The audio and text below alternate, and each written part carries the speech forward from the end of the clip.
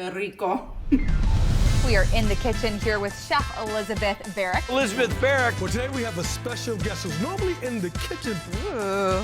I'm Elizabeth Barrick, and people call me the Latina Martha Stewart because I love cooking my grandma's traditional, authentic Mexican recipes.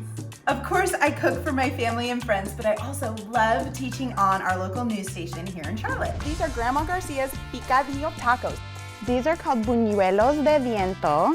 So you dip your enchilada in the sauce, and then you're going to put it right in the hot oil. Oh, that's really good. Isn't that good? A Charlotte area teacher can now call herself a Food Network champion. So happy. Plus, I competed on Guys Grocery Games, and I won! We are making Grandma Garcia's beef and chorizo enchiladas. I want this cabbage slaw to be bright and crunchy and add just another level of texture. Nice, nice, nice. I think you did a dynamite job. $20,000, you're a winner. Pinch me! Elizabeth's a big deal, you guys.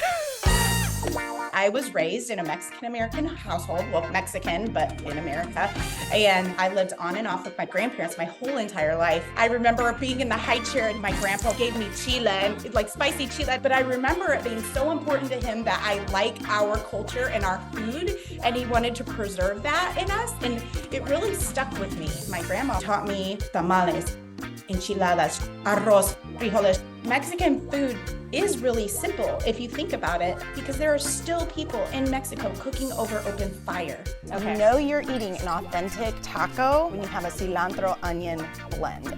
So pretty.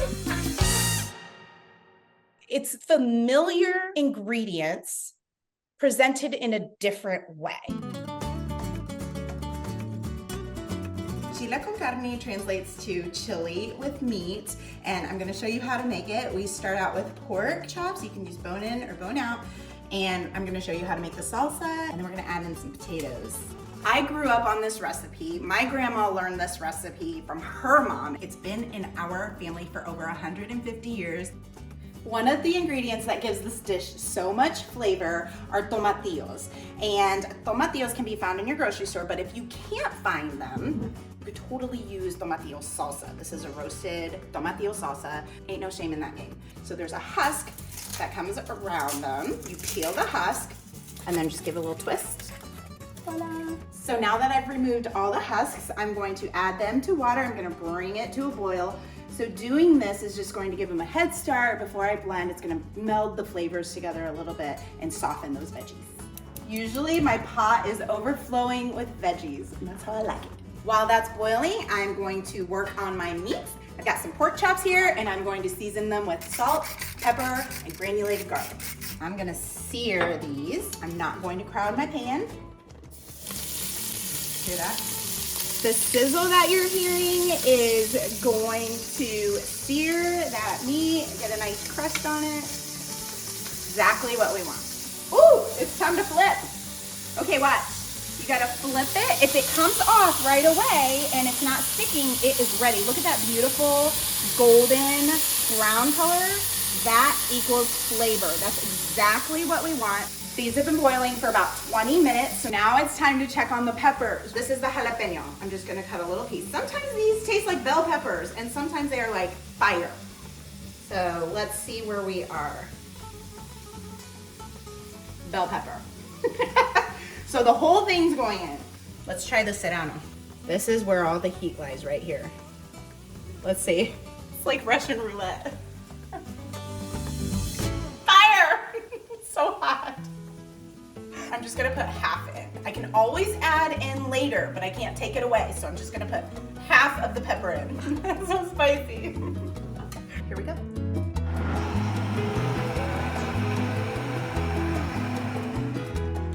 That's all it takes, about 10 seconds. Now let's taste it.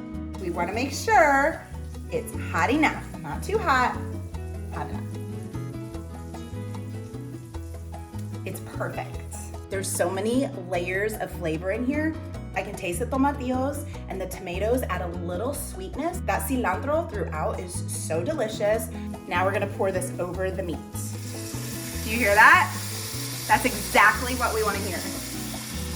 That looks and smells so good. So while that's simmering, I'm going to chop these potatoes. I am going to make sure that these are about the same size as the meat.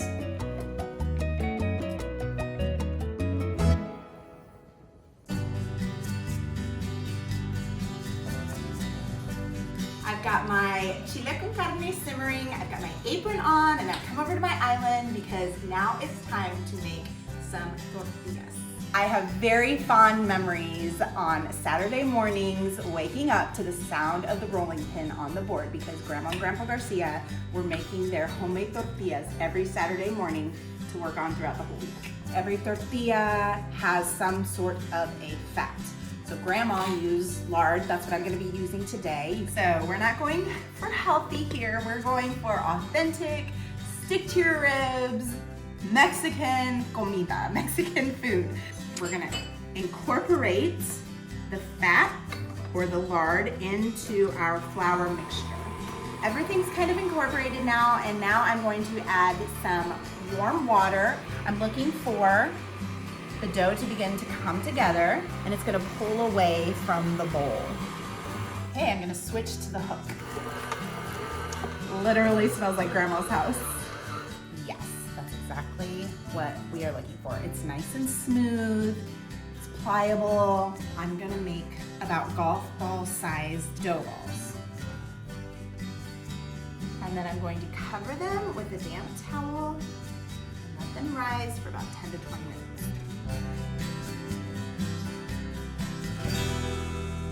The tortillas have rested, and I'm gonna keep the damp cloth over them so they don't dry out. So now on my board, I'm going to add up just a little bit of flour. I'm gonna flour my rolling pin so that the tortilla does not stick to the rolling pin. So I'm going to grab the one that's been resting the longest, set it on my board, give it a little smash, and I'm gonna put my rolling pin in the middle of the dough ball and roll towards me and then roll away from me. Give it a quarter of a turn and do that again. Start in the middle and roll up and down. And this will help make your tortilla into a round shape. The thinner the better. I'm looking to be able to see the board a little bit. So let's go over to the pan. Put it right on the skillet. It's just gonna be on here for about 30 seconds, then I'm gonna flip it over another time, and then one last time. So I'm gonna give 3 flips. Looking for some bubbles to appear. And look at it bubbling up. That's good. Oh, perfect. Look at all of these. So good. It's time to check on the chile con carne. It smells like it's done. Let's make sure it's fork tender. We're checking the meat and we're checking the potatoes.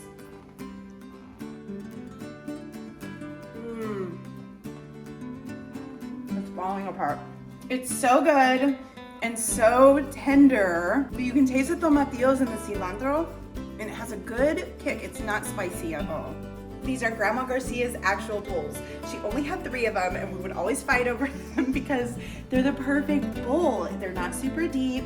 They're just shallow enough that you can get your chile con carne, you can get your beans. It's perfect. So I'm gonna fill this 3/4 of the way with chile con carne. Let's get all that tomatillo salsa, the potatoes. So good. Can't have chile con carne without homemade flour tortillas.